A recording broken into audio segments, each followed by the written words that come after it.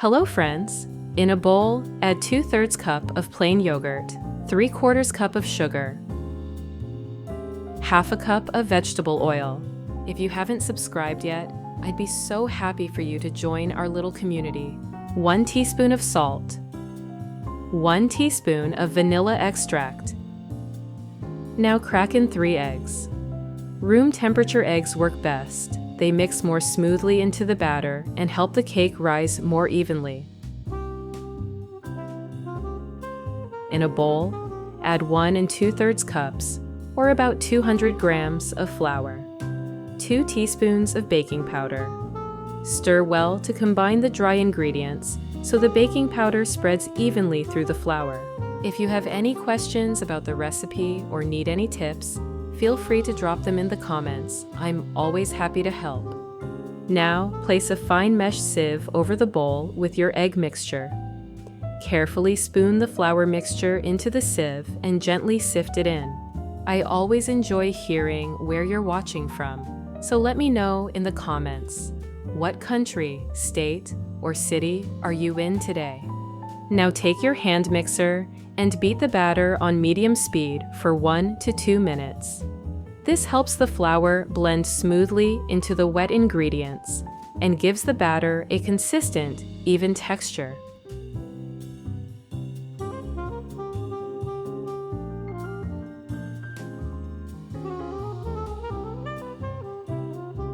Once that's done, use a spatula to gently scrape down the sides of the bowl.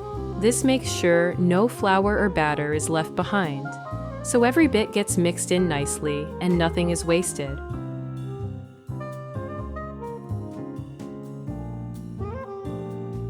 Now, take a 10-inch or about 26 centimeters baking dish. Take a piece of room temperature butter and lightly grease the entire inside of the pan using a pastry brush. If you're enjoying the recipe so far, please don't forget to give this video a like. It really helps my channel grow. Be sure to cover the bottom and sides evenly. This keeps the cake from sticking.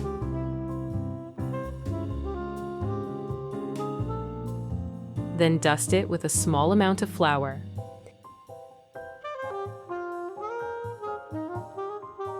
Now slowly pour the batter into the center of the pan. Doing this gradually allows the batter to spread naturally and settle without knocking out the air we've carefully mixed in. With a spatula, softly level the top to make sure it bakes evenly. Try not to shake or tap the pan. Just smooth it gently. This helps the cake stay light and airy.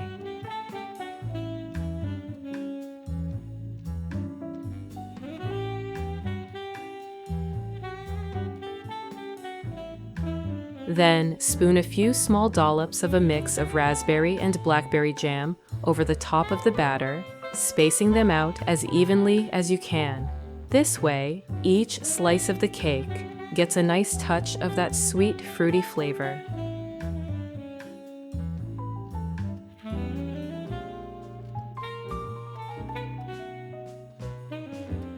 Now take a wooden skewer or toothpick and gently swirl the jam into the surface of the batter. Don't mix it in too deeply, just lightly. Drag the skewer through the jam. Now, take fresh raspberries and gently place them across the surface of the batter, one by one. Press them in just slightly, just enough so they stay in place while baking. Then add fresh blackberries in between the raspberries, filling the gaps. Try to space the berries out so each slice of the cake gets a mix of both. Place the pan in a preheated oven at 360 degrees Fahrenheit or 180 degrees Celsius and bake for 45 minutes. Once the cake is baked, take it out of the oven and let it rest for a few minutes right in the pan.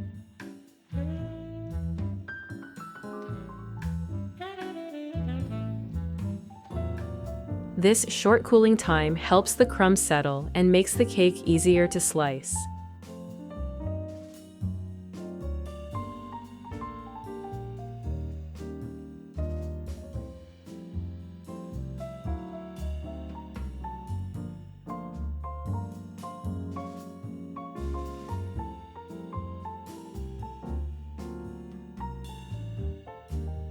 Then, using a small sieve, gently dust the top with a light layer of powdered sugar.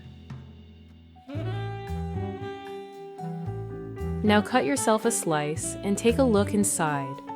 The delicate swirls of jam and the bright berries make it look so special.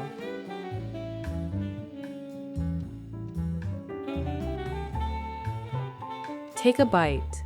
It's soft, moist, gently sweet, and filled with fruity goodness. It's the kind of cake that goes beautifully with a cup of tea or coffee, and even better when shared with someone you love. Thank you for cooking with me today. I hope this cake brings a little warmth and joy to your home.